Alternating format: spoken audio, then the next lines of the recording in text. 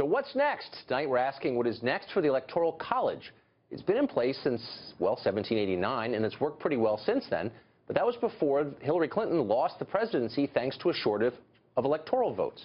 Now there are new and predictable calls to abolish the entire system.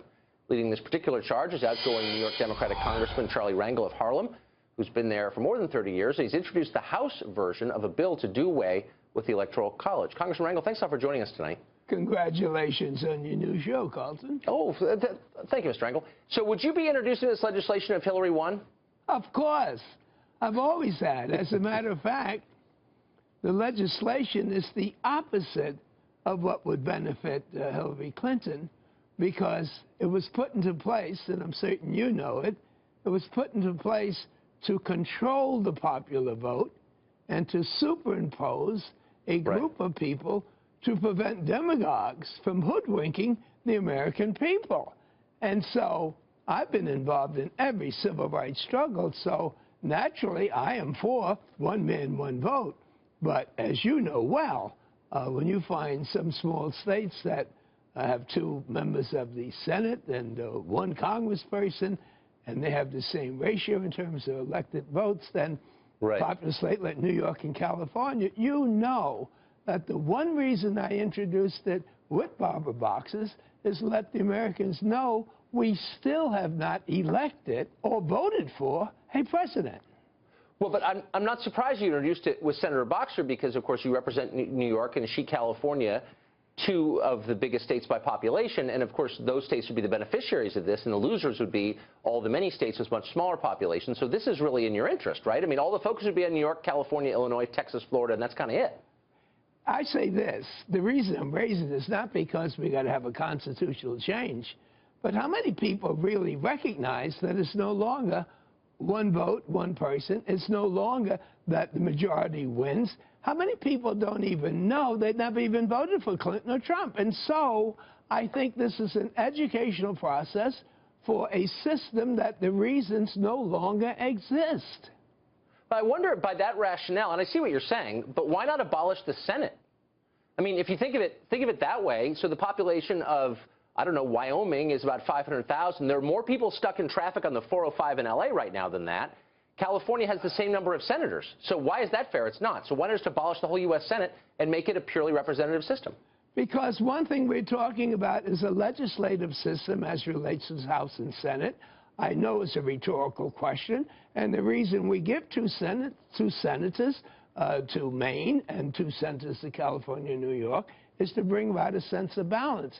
Here we are talking about the United States of America. The Electoral College vote really is there right now to make a decision that the American people haven't made.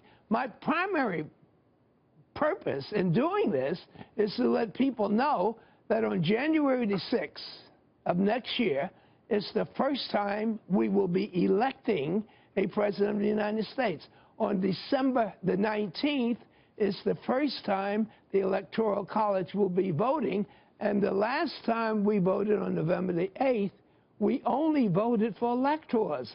Now, whether or not you believe that people shouldn't know this, that's what I'm doing this. My wife asked me, why are you doing it? I said, because you don't even know that you never voted for Hillary. Well, you're a very selfless man. But, you know, the surprising thing is, if you read the Federalist and you read what Alexander Hamilton said, the need for the Electoral College vote, he says, is to avoid demagogues from sucking the American people, being phony and fraudulent, and appealing to groups that are not in the best interest of the United States of America. That's right. Then I looked and I saw what Mitt Romney said. I said, holy mackerel. There must have been a good reason after all. But wait, I mean, very quickly, the other reason, though, of course, is to make sure that there's some geographic equity. So your district, for example, has gotten much more affluent in the past 20 years, in part because of federal largesse. Huge parts of the country, in the middle of the country, are withering and dying, and you would take political power from them, places that are already poor and ignored. Why is that a good thing? That is just not so. What has happened, unfortunately, because of reapportionment, because of censoring counts, states like California, New York, nobody campaigns in outstate. Yeah. States like Texas that they know are red, or no, was thought to be red. And so the candidates for President of the United States, they know that Democratic states that traditionally vote Democrat, they don't even go there. The same thing don't. with Republicans, they go to the red states. And so you find the battleground states, the smallest states, the rural states, are where the campaign really begins. I'm not saying all of this is wrong. I'm just saying 98% of the American people have no clue.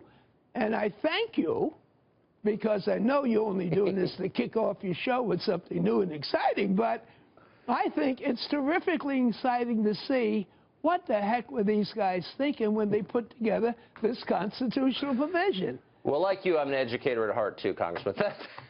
I know Thanks a lot for you joining are. us. I appreciate it. It was great to see you. Good seeing you again.